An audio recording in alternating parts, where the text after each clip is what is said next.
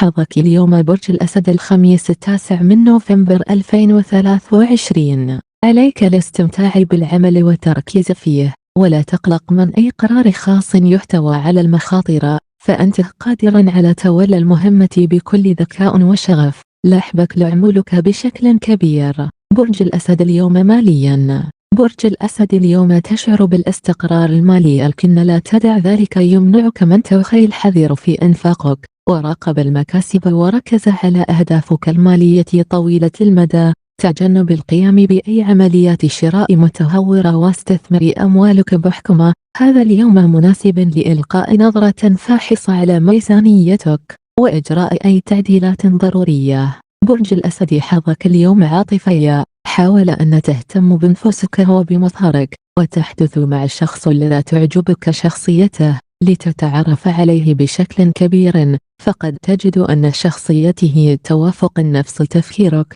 مما يحدث الكثير من الانجذاب العاطفي. برج الأسد اليوم صحيا. عليك أن تمارس التمارين الرياضية كل صباح في الهواء الطلق، مع عدم تناول الطعام الذي يحتوى على الزيوت والدهون، واشرب بكثرة خلال ساعات اليوم.